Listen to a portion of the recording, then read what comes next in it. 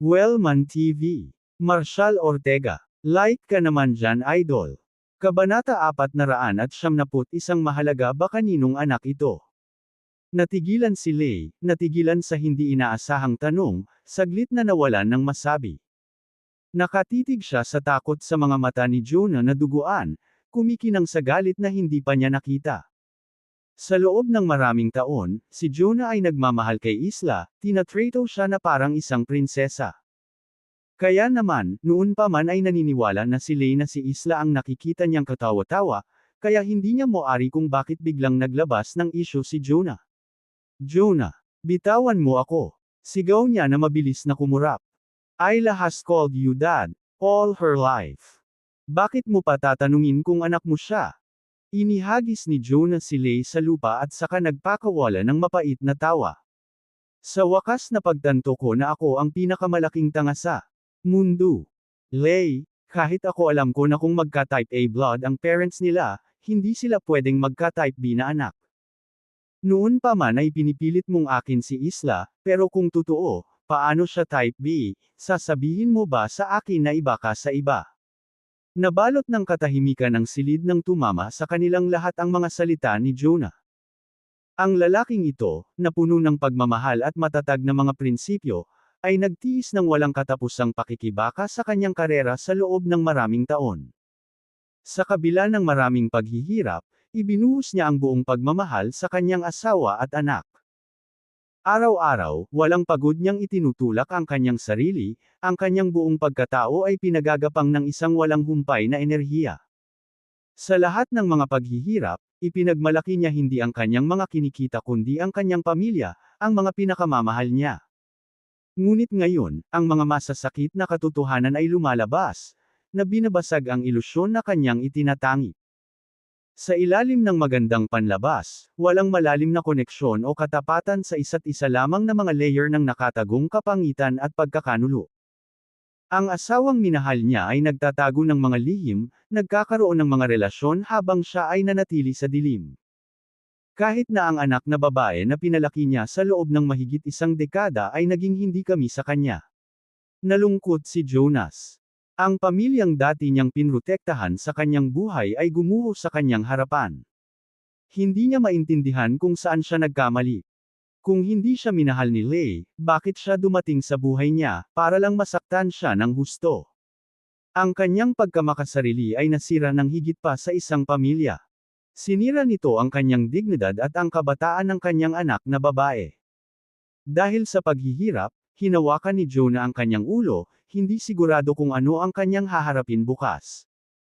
Nang maalala niya ang matamis ng ngiti ng kanyang anak at ang paraan ng pagtawag nito sa kanya, tumulo ang kanyang mga luha.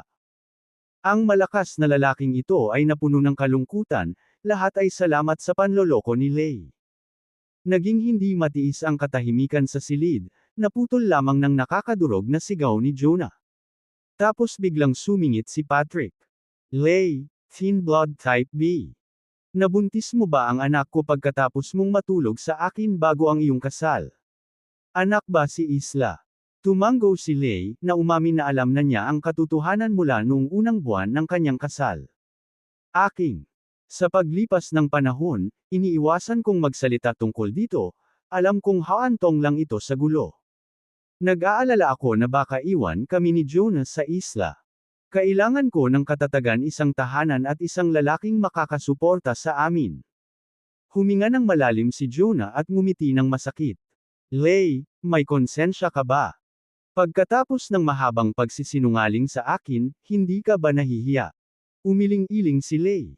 Nasaktan ka ba talaga dito? Oo, anak ni Patrick si Isla. Nagkaroon kami ni Patrick ng plano pagkatapos ng graduation, ipon kami ng sapat sa Harmonfield, magkakaroon ng bahay, at sa huli, magpakasal. Ngunit pagkatapos ng mga buwan ng pagsusumikap, halos hindi na namin mabayaran ang renta. Sinabi ni Patrick na hindi namin kayang bayaran ang bahay sa mga kita na iyon at kailangan namin ng ibang paraan. Pinili niyang pumunta sa malayo, tunguhin ang kayamanan o mayamang Kalain. Iminungkahi pa niya na magpakasal ako sa isang taong makakasuporta sa akin sa pananalapi. Nilabanan ko noong una, ngunit pinilit ako ng katotohanan na tanggapin ang landas na ito. When it comes down to love or survival, I chose survival.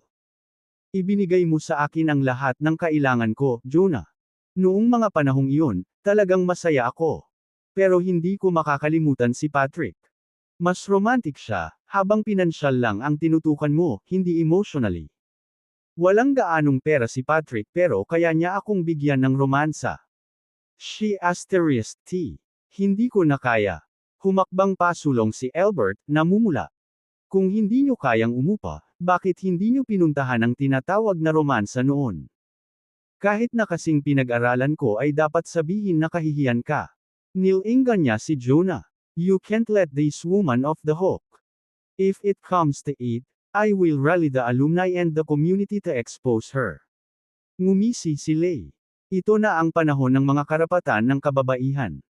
Kung sinisiraan mo ako, titipunin ko ang bawat grupo ng advokasya ng kababaihan para kondenahin ka. Nagpigil si Albert, napagtanto kung gaano kalakas ang banta niya kung aaksyonan niya ito, maaaring tanggapin ng publiko. Kanyang panig.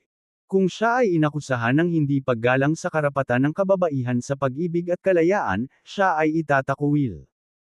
Huminga ng malalim, nagpatuloy si Lay, pagkapanganak ng bata, I checked her blood type but keep it from you.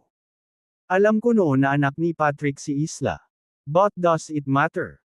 Jonah, ang punto ay mayroon kang isang anak na aalagaan. Talaga bang may pagkakaiba kung kaninong anak siya? Isla has been calling you dad for years. Isn't that enough? Gusto mo ba talagang makipagtalo tungkol sa pagiging magulang ni Isla? Hindi mo ba, bilang isang lalaki, maging mas mapagbigay at hindi pansinin ang mga maliliit na detalye? Dahil hindi napigilan ni Albert ang kanyang galit, nabigla si Albert, Jonah, tumahol ka kapag sinisikap kong isecure ang aking posisyon. Paulit-ulit kong sinabi sa sarili ko na kailangan kong maging walang hiya at walang prinsipyo kung gusto kong makamit. Akala ko wala akong kahihiyan, pero ngayon, nakikita kong laging may mas walang hiya ang babaeng ito ay nasa ibang antas. Umiling si Jonah, halatang nasaktan. Lay, lahat ng sinabi mo ngayon ay nagpabaliktad ng buong pagkakaintindi ko. Kaya sa mundo mo, hindi mahalaga kung sino ang naging ama ng bata, basta tatay lang ang tawag niya sa akin. At ang pera.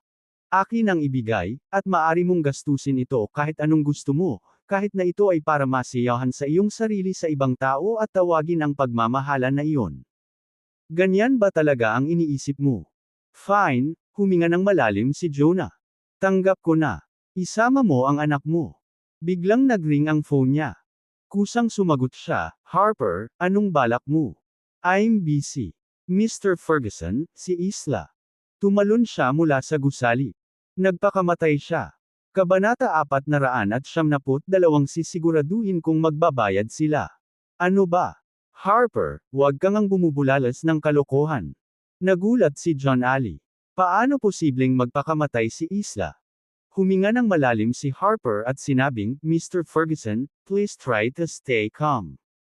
Paano ako mananatiling kalmado? Sigaw ni Jonas. Hinikayat ni Harper mula sa kabilang dulo, Mr. Ferguson, kailangan mong maging mahinahon. Magka-grade ang anak ko at si Isla, tumawag lang siya at sinabi sa akin ang tungkol dito. Hinihiling ng paaralan sa mga mag-aaral na manahimik tungkol dito, at tinitingnan nila kung may mga video na lumabas. Na-block na nila ang balita sa ngayon. Dapat pumunta ka at tingnan mo mismo. Bumagsak si Jonah sa lupa, natulala. Hindi niya kailanman inasahan ang isang bagay na ganito. Bagamat hindi niya biological na anak si Isla, pinalaki at minahal niya ito na parang sarili niya. Paanong mawawala ang kanilang hindi masisira na ugnayan? Ang balita ng kanyang pagkamatay ay nag-iwan sa kanya na hindi makayanan ang pagkabigla, kahit na bilang isang malakas na tao. Mukhang maayos naman si Isla. Bakit niya tatapusin ang buhay niya? Harper, alam mo ba kung bakit nagpakamatay ang anak ko? Mr. Ferguson, sinabi ng anak ko na si Isla ay madalas na binubuli ng ilang mga babae. Malamang na iyon ang dahilan. At saka, nagpadala ng email si Isla sa address mo sa trabaho bago siya nagpakamatay. Tinanong ako ng assistant mo kung dapat ko bang abisuhan ka tungkol dito. Check your email to see what Isla said. Natigilan si Jonah at binuksan ang kanyang mailbox. Nang makita ang kanyang ekspresyon, tinanong ni Lay, Jonah, ano ang nangyari kay Isla? Narinig kong binanggit ni Harper na tumalon siya mula sa isang gusali. Sinampal siya ni Jonah. Walang kabuluhan na tanungin ako tungkol dito ngayon. Patay na si Isla. Magwala ka. Nablangko ang isip ni Lay. No, that can't be. Isla is dead. Binuksan ni Jonah ang email ni Isla. Isa itong liham poem. Dad, sa oras na mabasa mo ito, mawawala na ako, sa wakas ay libre ko na, pero mamimiss kita ng sobra. Huwag ka sanang malungkot. Sa kabilang buhay, babalik ako bilang iyong tunay na anak. Matagal ko nang alam na hindi mo ako biological na anak, pero minahal mo ako na parang ako. I've always knew how much you cared for me and our family. Kahit hindi tayo magkarelasyon ni Had. Ikaw ang aking pinakamamahal na ama sa buhay na ito. Madalas kong naiisip ang mga taon na sinuportahan mo ako mula noong bata pa lang ako. Palagi kang nagtatrabaho, nagsusumikap na mapabuti ang buhay namin ni nanay. Nakikita ko ang mga sakripisyo na ginawa mo para sa amin, at sana balang araw ay makapagpahinga ka rin. Pero, Dad, I'm afraid of the thought of you and Mom separated. Umalis ako dahil hindi ko na kaya ang school, but I didn't dare to tell you why. Natatakot ako na ang pagsisiwalat ng aking pinagdadaanan ay maaaring maglantad sa kapakanan ni nanay. Tatay, hindi ko kayang itago sa iyo ang katotohanan. Ayokong malinlang ka ni nanay at ng lalaking iyon. Mula noong nakaraang taon, si nanay ay gumugugol ng maraming oras sa isang bagong tao, ngunit hindi ko alam kung paano ito sasabihin sa iyo. Hindi ako hinatid ni nanay sa paaralan. Pumunta ako mag-isa. Binalaan niya ako na huwag magsabi ng kahit ano sa iyo. Pagkatapos noon, sinimulan na akong i-bully ng mga kaklase ko, sinaktan nila ako, kinuha ang pera ko, at pinaluhod. Pinilit nila akong kumain ng kasuklam-suklam na mga bagay, gumamit ng clears para saktan ako, at mas masahol pa sa hayop ang pakikitungo nila sa akin. Pinahiya pa nila ako sa pamamagitan ng paghuhubad at pagkuha ng litrato. Hindi ko masabi sa iyo. Natakot ako na malaman mo ang tungkol sa relasyon ni nanay. Lagi niyang sinasabi na dinadala niya ako sa paaralan bilang dahilan upang puntahan siya.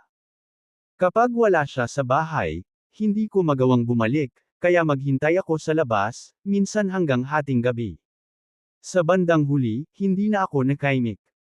Sinubukan kong sabihin kay nanay ang tungkol sa binubuli ko, pero sa halip ay sinaktan niya ako, at sinabing kasalanan ko kung bakit hindi ako makisama sa ibang mga kaklase. Ipinakita ko sa kanya ang mga pasa ko, ngunit sinisi pa rin niya ako. Ilang beses ko nang gustong sabihin sa iyo, ngunit natakot ako na baka tapusin mo ang mga bagay-bagay kay nanay kapag nalaman mo na. Dad, I feel trapped in this misery, to the point na ayoko nang mabuhay. Kung sasabihin ko ba, mananatili ka pa ba kay nanay? Pagod na ako, tatay. Nabubuhay ako sa mundo kung saan ako nasasaktan at napahiya, at pakiramdam ko hindi kita kayang abutin. Tinatakot ako ng mundong ito. Mas masakit malaman na nagpapanggap si nanay na mabait sa iyo, pero may nakikita siyang iba sa likod mo. Napakabait mo sa kanya, at ginagawa pa rin niya ito. Hindi ko maintindihan ang buhay ng may sapat na gulang, at sa totoo lang, ayoko na lumaki. Sa mundong puno ng kasinungalingan at puot, hindi ko na alam kung ano pa ba ang dapat pang hawakan. Itay, safe lang ako kapag kasama kita, pero sobrang busy mo. Aalis na po ako, tatay, ngunit sana ay ipanganak ako bilang iyong tunay na anak sa aking susunod na buhay. Ayokong iwan ka. Nang mabasa ito ni Jonah, napaluha siya, naapektuhan ng kanyang emosyon ang lahat ng nasa silid. Isla, ikaw ang anak ko. Bakit hindi mo sinabi sa akin? Sigaw niya. You're so young, yet you've suffered so much. Don't worry, Isla. Kung sino man ang manakit sa iyo, I'll make sure they pay. Mr. Ferguson, anak mo ba ito, Isla? Tanong ni Talia na pinakita sa kanya ang isang video na kaka-viral lang online. Sa video mula sa isang paaralan sa Harmonfield, ipinakita ang 4 na batang babae na pinahihirapan si Isla, na pinipilit siyang lumuhad at itinulak ang kanyang mukha sa lupa upang magkat ng mga kakilakilabot na bagay. Lalong tumindi ang paghihirap ng gumamit ng clays ang isa sa mga batang babae para kurutin ang mga hita ni Isla at iba pang masiselang bahagi. Nagkalat ang buong katawan niya. Inatake ng 4 na babae ang Isla at kumuha ng litrato, na may video na kumukuha ng malupit nilang pagtawa. Habang pinapanood ni Jonah ang video sa telepono ni Talia, nalaglag ang kamao niya sa lupa sa galit. I swear hindi ko hahayaang makawala ang mga halimaw na yan. Mr. Ortega, ako ay lubos na humihingi ng paumanhin, ngunit kailangan kong bumalik kaagad sa Harmonfield upang mahawakan ang bagay na ito. Malamig na sabi ni Marshall, it can't go unpunished. Evil must face justice, even if it's a child. These are demons. Pagkatapos ay nagutos siya, Desmond, magpadala ka ng 2 tao para samahan si Jonah pabalik sa Harmonfield. Oo, Mr. Ortega. Agad na sagot ni Desmond. Ipapakalat ko ang lahat ng mga mapagkukunan ng Osborne upang matiyak na nasa Mr. Ferguson ang lahat ng kailangan niya upang ayusin ito. Tinapik ni Marshall ang balikat ni Jonah at sinabing, hintayin mo ako sa Harmonfield. Malapit na ako. Kabanata 473. Walang makakaagaw sa aking anak. Napangiwi si Patrick sa sakit. Gusto ko ring makita ang anak ko. Idiniin ni Jonah ang kanyang paa sa mukha ni Patrick. Hayop ka. You don't deserve it. Malamig na wika ni Marshall. Desmond, ilabas mo itong basura at ilibing mo siya. Oo, Mr. Ortega. Sagot ni Desmond na sabik na makabawi sa ginawang kasalanan ng kanyang pamangkin kay Marshall. Sa gawaing ito, naramdaman niyang nabawi niya ang tiwala ni Marshall. Mabilis. Inutusan ni Desmond ang 2 bodyguard na maghagis ng sako sa ulo ni Patrick at hatakin siya palabas. Si Leigh, na nakasaksi sa naganap na eksena, ay naunawaan ang sitwasyon at sumigaw, hindi mo magagawa ito. Tatawag ako ng pulis. Nagdilim ang ekspresyon ni Marshall. Desmond, dapat mamatay din ang babaeng ito. Oo, Mr. Ortega. Pero bago pa makakilos ang mga bodyguard ni Desmond, si Leigh, takot na takot, kumapit sa binti ni Jonah. Jonah, hayaan mo akong makita si Isla sa huling pagkakataon. Please. Tinapakan siya ni Jonah. Kasuklam-suklam kang babae. Namatay si Isla dahil sayo. Bakit gusto mo pa siyang makita? Wala kang ginawa para sa kanya noon. Mas humigpit ang kapit sa kanya ni Leigh, nagmamakaawa. Jonah, sa lahat ng mayroon tayo, hayaan mo akong makita siya sa huling pagkakataon. Pakiusap. Habang pinagmamasdan ng kanyang grovel sa lupa, si Jonah ay napabuntong hininga. Sige, hahayaan kitang makita si Isla sa huling pagkakataon. Pero tandaan, Leigh, ipaghihiganti ko ang kanyang kamatayan. Dahil sa iyo, wala ang anak ko. Let's go. Itali mo siya. Bili ni Jonah sa 2 bodyguard ni Desmond. Maya-maya lang ay nagring ang phone ni Albert. Matapos sagutin ang tawag, napabulalas siya, Jonah, nailipat na ang 2 bilyon. Humihingi ako ng paumanhin para sa aking mga naunang aksyon. Napagtanto ko ngayon na maaaring ako ay masyadong malayo. He'll talk to the school board about add you to the alumni honor section. Itinulak siya ni Jonas palayo. Get lost. I don't need to be a distinguished alumni. Don't ever contact me again with that, he stormed out. Sa sandaling iyon, pumasok si Jack sa silid kasama ang 2 opisyal. Marshall, kailangan ko ng isang salita sa iyo. Sinenyasan ng mga opisyal sina Leonardo, Annie, at iba pa na umalis. Nang maalis na ang silid, nagsimula si Jack, magsama-sama para talakayin ang Dragon Ridge Valley ng Harmonfield. Tumigil siya sandali bago nagpatuloy. Hindi ko alam ang intensyon mo sa Harmonfield, pero baka interesado ka sa sinaunang relic doon. Tumaas ang isang kilay ni Marshall at ngumiti. Oh, so hinahabol mo rin. Naging seryoso si Jack. Hindi ko sinasadyang magsikap, ngunit ang relic na ito ay nauugnay sa isang misteryo sa Brighton 20 taon na ang nakakaraan. Misteryo. Ano ang kinalaman niyan sa akin? Tanong ni Marshall. Diretso itong kumukonekta sa relic. Paliwanag ni Jack. Noong gabing iyon, nagtipon ang mga martial arts experts mula sa iba't ibang panig ng mundo sa Dragon Ridge Valley at nakipaglaban sa isang malupit na labanan. Walang nakaligtas. Nabalitaan na may gumamit ng relic upang maging sanhi nito. At ngayon ko lang narinig na gumuguhit na naman ng mga mandirigma ang Dragon Ridge Valley. Nagkibit-balikat si Marshall. We'll see soon enough. I'm heading to Harmonfield anyway. Sige, mauna na ako, sagot ni Jack na tumayo para umalis. Let's connect when you're there. Noon lang. Humakbang si Freya. Marshall, babalik din ako sa Harmonfield. Napatingin si Marshall sa kanya, nagulat. Kung hindi ka sasali sa team, bakit babalik? Namula ang pisngi ni Freya, umiwas ng tingin. Para bisitahin ang lolo ko. Sumama sa kanila si Talia. Darating din ako. Nasa Harmonfield din ba ang lolo mo? Nakataas ang isang kilay na tanong ni Marshall. My grandpa passed away. I'm joining you to address the school bullying issue. Remember, I used to be with Security Bureau 7's Investigation Division.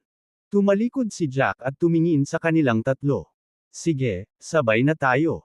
I will handle your leave requests.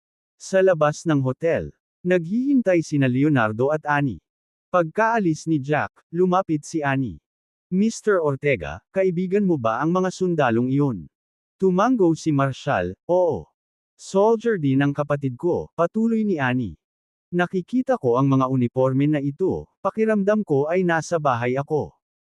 I haven't seen him in years, sinabi ng adoptive parents ko na kasama siya sa isang secret unit. I'm here to reunite with him. What a coincidence, gulat na sagot ni Marshall. Hindi niya magawang iugnay ang isang female celebrity sa isang sundalo. Yes, Annie. Santiago Howell ang pangalan niya. Siya ay nasa isang malakas na unit sa loob ng maraming taon. Nagpakita ng pagkagulat si Freya. Santiago Howell. Ang isa sa mga martir na nawala sa Sevenfold Crest ay may parehong pangalan. Gusto niyang magtanong ng higit pang mga detalye. Gayunpaman, pinigilan niya ang kanyang tanong, hindi niya napigilan ang masayang ngiti ni Annie. Tuwang-tuwang pagpapatuloy ni Annie. Mr. Ortega, kung hindi dahil sa tulong mo, hindi ako magiging lead role ngayon. Napakalaking tagumpay ng palabas. Kontento si Mr. Leonardo matapos itong mapanood, at isa na akong top celebrity sa Luminous Studio. Saglit lang ako sa provincial capital. Kung may oras ka, I'd love to reconnect. Tumango si Marshall. Makipag-ugnayan sa akin kapag naayos mo na. May mga bagay muna akong aasikasuhin. Pagkasakay sa sasakyan. Sa wakas ay naipahayag ni Freya ang kanyang mga pagdududa. Habang papaalis sila, sa wakas ay nasabi ni Freya ang kanyang isip, Rome, isa sa mga martir natin sa Sevenfold Crest na nagngangalang Santiago Howell. Natigilan si Marshall. Hindi naman siguro nagkataon lang, di ba? Mukhang hindi sigurado si Freya. I don't know. Once we deliver their remains to their families, malalaman natin. Huminga ng malalim si Marshall. Sige, habulin natin si Jonah. 4 p.m., sa labas ng Harmonfield Lake Elementary School, isang pulutong ng mga reporter at mga magulang ang nagtipon malapit sa opisina ng mga gawain sa paaralan. Nakahiga doon ang bangkay ni Isla, at inayos ng paaralan na ilipat siya ng mga tauhan ng punerarya sa sasakyan. Nagmamadaling lumapit si Jonah, sumisigaw. Pabayaan mo ang anak ko. Malamig na sinabi ni Jimmy, ang pinuno ng opisina ng mga gawain sa paaralan, sino ka? Huwag kang manggulo. Tumabi ka. Ako ang ama ni Isla. Kung hindi ako makakuha ng mga sagot ngayon, walang kumukuha ng aking anak na babae. Kumunot ang noo ni Jimmy. Mr. Ferguson, nagpakamatay ang anak mo. Wala tayong magagawa. Hayaan mo na silang tanggalin siya ngayon. Mamaya na natin pag-usapan ito. Bilisan mo, galawin mo ang katawan niya. Nakakatakot na iwanan ito ng ganito katagal. Kabanata 474 na pagnanais na patayin sila. Ilang manggagawa mula sa isang punerarya ang may dalang stretcher patungo sa katawan ni Isla. Umungol si Jonas, sino ang nangahas na hawakan ang aking anak? Nang mapansin ang nakamamatay na tingin sa mga mata ni Jonas, natigilan ang mga manggagawa. Agad na nagdilim ang ekspresyon ni Jimmy. Mr. Ferguson, hindi ka makatwiran. Ako. Unawain kung ano ang iyong nararamdaman, ngunit ikaw ay nasa hustong gulang na. Dapat mong matutunan kung paano kontrolin ang iyong emosyon. Ito ay isang paaralan, hindi isang morgue. Paano natin may iwan ang katawan niya dito? Maging makatwiran tayo at hayaan nilang kunin ang kanyang katawan. Maaari pa tayong mag-usap mamaya. Nagpatuloy si Jimmy, at saka, tumalon ang anak mo sa gusali at nagpakamatay. Naiintindihan mo ba hindi mo nasubaybayan ng mabuti ang iyong anak, kaya hindi mo masisisi ang paaralan para dito? Bilasan mo at gumawa ka ng paraan para makuha nila ang katawan niya. Hindi mo siya maiiwan dito. Bilasan mo. Malamig na sagot ni Jonah. Tumalon ang anak ko sa school building, and you're telling me it has nothing to do with the school. Fine. Since the school is not taking any action, I will handle this matter on my own. Nagalit agad si Jimmy. What do you mean? Are you trying to make trouble here? If so, I'm calling the police. Itinuro ni Jonah ang isang galit na daliri kay Jimmy, so what if I'm going to make trouble? My daughter is already dead. I don't care if you call the police or not. Si Jimmy ay likas na umatras ng isang hakbang. Ikaw, huwag kang pabigla-bigla. Yumuko si Jonah sa tabi ng katawan ni Isla at itinaas ang puting tela na nakatikip sa mukha niya. Sa sandaling iyon, hindi na niya napigilan ang mga luhang tumulo sa kanyang pisngi. Kahapon lang, si Isla ay nabubuhay at maayos, ngunit ngayon ang mga bagay ay nagkaroon ng ganoong pagbabago. Kahit ngayon lang nalaman ni Jonah na hindi niya biological na anak si Isla, inalagaan niya ito mula pa noong sanggol pa ito. Ang pagmamahal niya sa kanya ay nakatanim ng malalim sa kanyang kalooban. Sa nanginginig na kamay, itinaas ni Jonah ang damit ni Isla. Pinunasan ng mga mata ni Jonah ang mga pasa at galos sa katawan, pati na rin ang toothpick na lumalabas sa mata nito, at nakaramdam siya ng matinding kirot sa puso na parang may hinihiwa. Gaano kalaki ang galit ng mga babaeng ito sa kanilang mga puso para pahirapan nila si Isla ng ganito? Mga bata, mga hayop sila. Halos walang bahid sa katawan ni Isla na hindi nasaktan. May mga galos sa lahat ng dako, may mga galos mula sa malalalim na hiwa sa kanyang mga hita, at ang mga kuko niya ay natanggal sa kanyang mga daliri. Mariin na tinitigan ni Jonah si Jimmy. You're telling me this is suicide. How much was my daughter tortured for her to end up this way? How dare you say the school is not responsible for this? Napabuntong hininga ang mga magulang at mga reporter na nakatayo sa paligid na nanunood. Malinaw na nadama ni Isla na wala siyang ibang pagpipilian kundi ang gumawa ng marahas na aksyon, hindi na niya ito kayang tiisin pa. Nang makitang hindi na makontrol ang sitwasyon, mabilis na sinabi ni Jimmy, seguridad. Bilasan mo at dalhin mo ang magulang na ito doon. Hindi na niya makontrol ang kanyang emosyon. Ilang mga security guard ng paaralan ang sumugod kay Jonah. Don't you dare touch the girl, isang malamig at mabagsik na boses ang nagmula sa gitna ng karamihan. Lumitaw sina Marshall, Freya, at Talia, naglalakad papunta kay Jonah. Tinuro ni Marshall ang dalawang bodyguard, patayin ang sinumang humawak sa katawan niya. Matigas na tugon ng dalawang bodyguard ni Desmond, yes. Me. Ortega. Ang tono ng boses ni Marshall ay bumulaga sa lahat ng naroon. Natigilan si Jimmy at tinuro si Marshall, na tumaas ang boses, sino ka? This is a school. If you dare to act recklessly. Umalangaw-ngaw ang tunog ng isang sampal habang direktang hinampas ni Marshall si Jimmy, na nagpalipad sa kanya palabas. Hayop ka! Pinunasan ni Marshall ang palad at nagpatuloy, bilang awtoridad sa paaralang ito, imbes na kumilos. Sinusubukan mong pagtakpan ang katotohanan. So what if teen acting recklessly? Nilingan ni Marshall si Freya. Pakiusapan silang i-post ang bullying video na humantong sa pagpapakamatay ni Isla. Ang video ay agad na naipost sa internet, at nagsimula itong mag-play sa malaking screen ng paaralan, na nagpapakita kung paano si Isla ay nabully at nasaktan ng 4 na babae. Sa video, 11 o 12 anyos na batang babae ang galit na sinisipa si Isla. Pagkatapos, inutusan ng dalawa sa kanila si Isla na bumagsak sa lupa habang paulit-ulit siyang sinipa ng ikatlong babae sa mukha. Pagkaraan ng ilang sandali, walang tigil na saksakin ng isang batang babae si Isla gamit ang palito. Tila nenas pagkaraan ng ilang sandali, hiniling niya sa dalawa pang babae na hawakan si Isla bago sinaksak ng toothpick ang mata ni Isla. Napuno ang video ng maniacal na tawa ng mga babae pati na rin ang tortured na hiyawan ni Isla. Ang video na ito ay nabigla sa lahat ng naroroon. Agad na naging magulo ang mga pangyayari sa loob ng paaralan. Hindi tao ang mga babaeng iyon. Mga hayop sila. Anong klaseng pamilya ang kinabibilangan ng mga demonyong iyon? Sa edad nila, hindi man lang sila maliti sa korte bilang nasa hustong gulang. Sa kabila ng kanilang ginawa, walang magawa ang biktima. Itinuro ni Marshall si Jimmy, dalhin mo ang 4 na babae at ang kanilang mga magulang dito ngayon.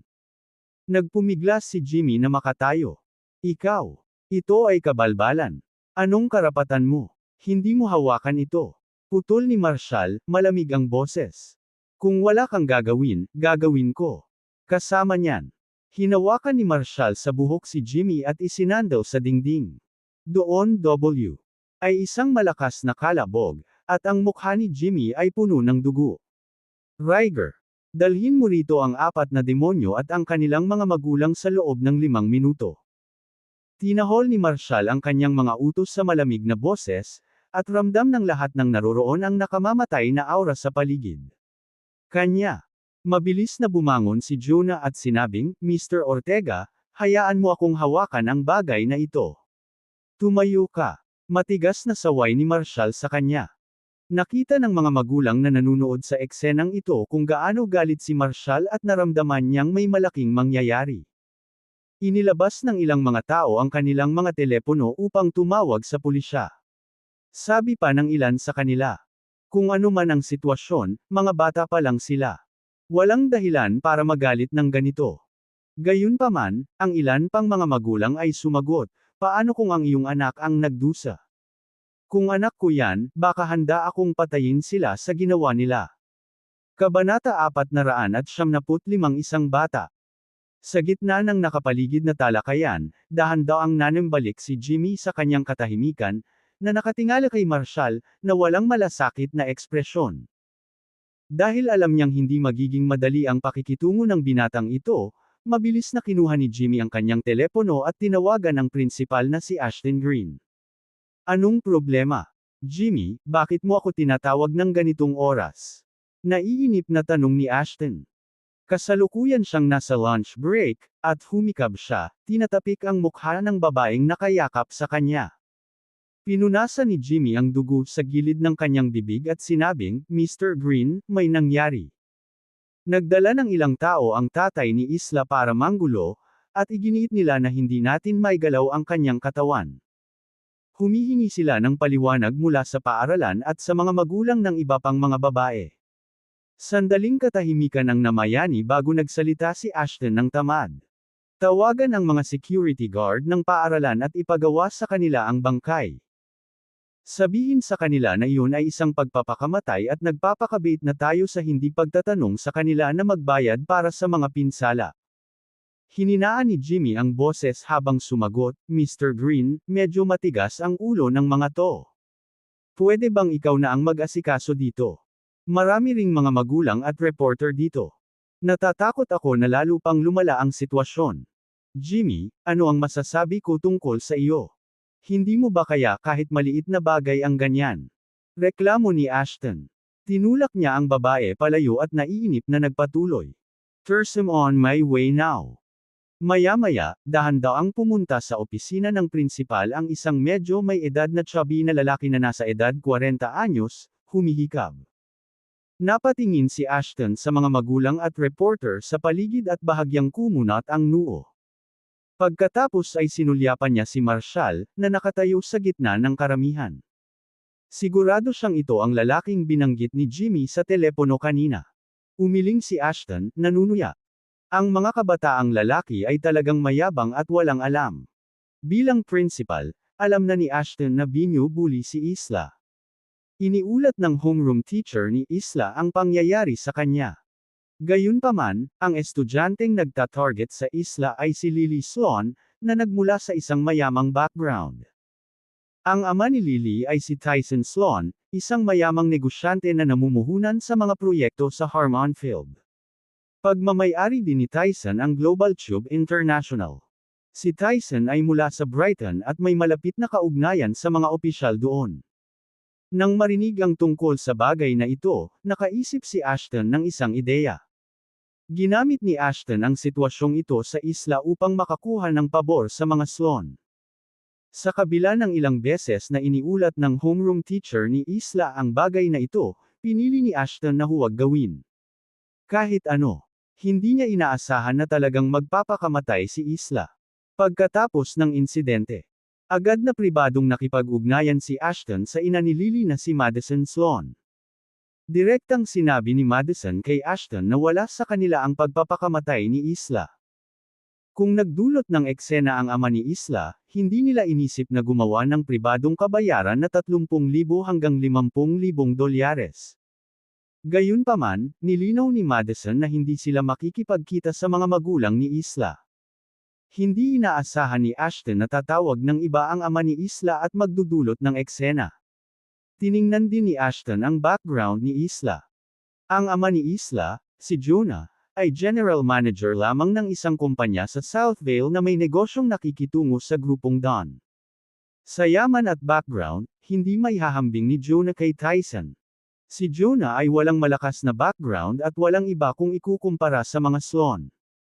Ang plano ay bigyan si Jonas ng pera at paalisin siya.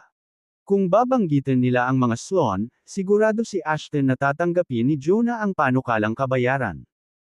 Pagkatapos ng lahat, ang isang tulad ni Jonah ay hindi maglalakas loob na umahan laban sa mga Sloan. Dahil dito, matapos magpakamatay si Isla, agad na inutusan ni Ashton si Jimmy na harapin ang kanyang katawan sa lalong madaling panahon.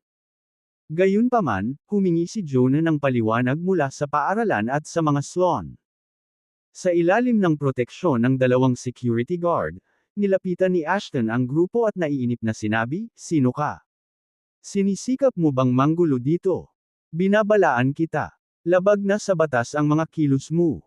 Tumabi ka kaagad at hayaan silang maglinis ng katawan. Bakit mo siya gustong iwan dito? Hindi mo ba masasabi na nagsisimula ng mabaho ang katawan niya?" Galit na sigaw ni Jonah sa staff. "Ilalabas ko ito sa sinumang magtangkang hawakan ng aking anak."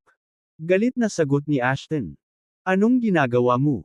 Kung gusto mong manggulo, tatawag tayo ng pulis." "Bulag ka ba?" Tumaas ang isang kilay ni Marshall, malamig ang boses. "Hindi mo ba nakita ang video online? Ang babaeng ito ay tretuhin ng may kalupitan sa iyong paaralan. Ito ba ang ugali ng isang prinsipe? Dapat meron." Natigilan si Ashton. Hindi niya inaasahan na ganoon na lang kadiretsyong insultuhan siya ng binata. Pinag-aralan ni Ashton si Marshall at napagtanto niyang hindi niya ito nakilala. "Fine, bilang isang guro at isang sibilisadong tao, hindi ako makikipaglaban sa iyo," umiling si Ashton ng masama. "Are you after compensation? Fine. Normal lang na magkaroon ng scuffle between students. You can't blame the death of your child on a single incident. A child's background plays an important part in their development. You should be reflecting on yourselves. Anyway, there's no point talking about this anymore." Nagpatuloy si Ashton. "Nag-suicide siya dito, kaya isa sa alang-alang na lang natin itong malas natin. Kapag kinuha na nila ang katawan niya, I promise to compensate you with $20,000 for the mental stress. Happy now?" Hindi na napigilan ni Talia ang kanyang galit at diretsyong tinanong si Ashton, bilang principal, "Ganito ba ang pakikitungo mo sa kaso ng bullying na direktang humantong sa pagpapakamatay ng isang estudyante? Ito ba ang proseso ng paghawak ng ganoong kalaking usapin? Ito ba ay naaayon sa mga pambansang regulasyon?